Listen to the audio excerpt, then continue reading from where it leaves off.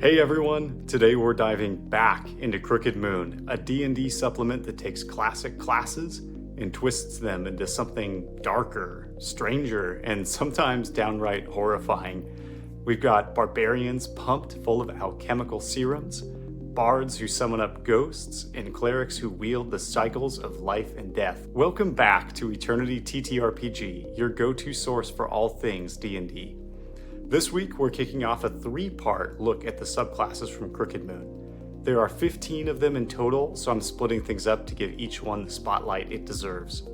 If this video gets a good response, I'll keep rolling with parts 2 and 3.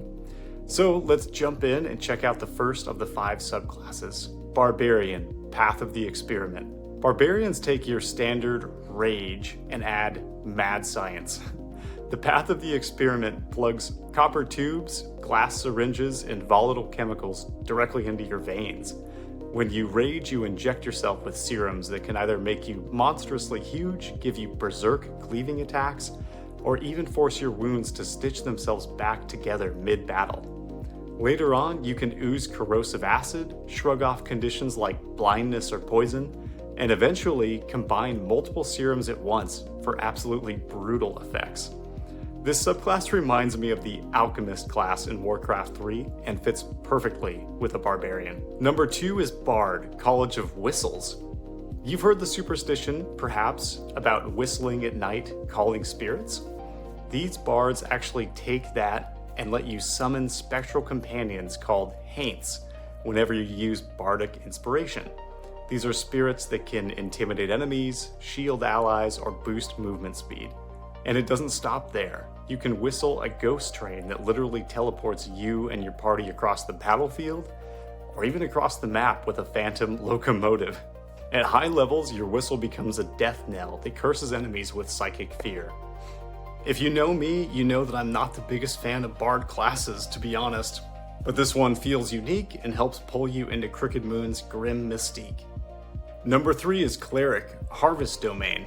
Harvest Domain clerics embody the endless cycle of sowing, growing, and reaping.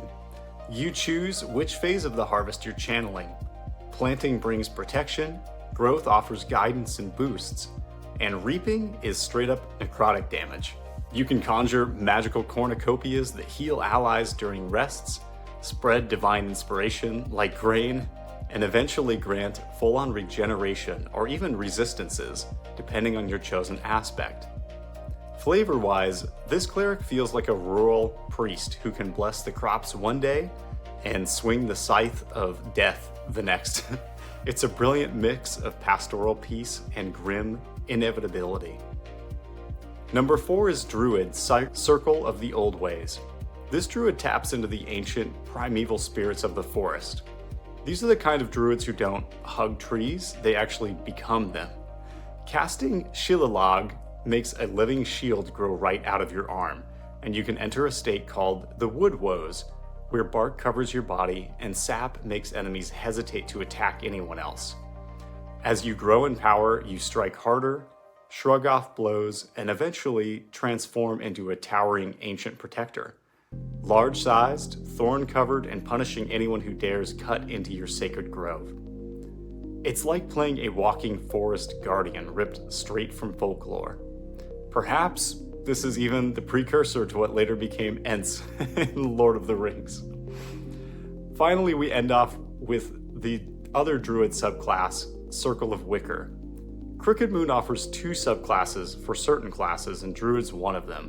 Where the Circle of the Old Ways druids draw power from nature itself, the Circle of Wicker druids work through effigies. That is, twig dolls, charms, and crude figures that carry powerful magic. You're like a witch in old fairy tales or a mysterious wizard of the dark woods. You can plant an effigy that radiates an aura. This can heal allies, it can ward them, it can punish attackers with bursts of fire. Later, your wicker creations can shield allies from conditions, curse enemies with necrotic damage, and at the peak, even become flexible enough to swap auras mid-battle. If you like the vibe of creepy folk rituals, protective charms, and just a dash of voodoo doll flavor, this subclass is dripping with atmosphere for you. And that's the first batch of subclasses from Crooked Moon. the experimental Barbarian, the ghost whistling Bard, the cycle of life Cleric, and two very different but equally eerie Druid circles.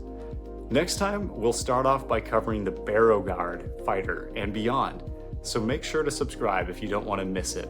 But before we wrap it up for today, now it's your turn. Tell me in the comments, which of these subclasses would you roll up first?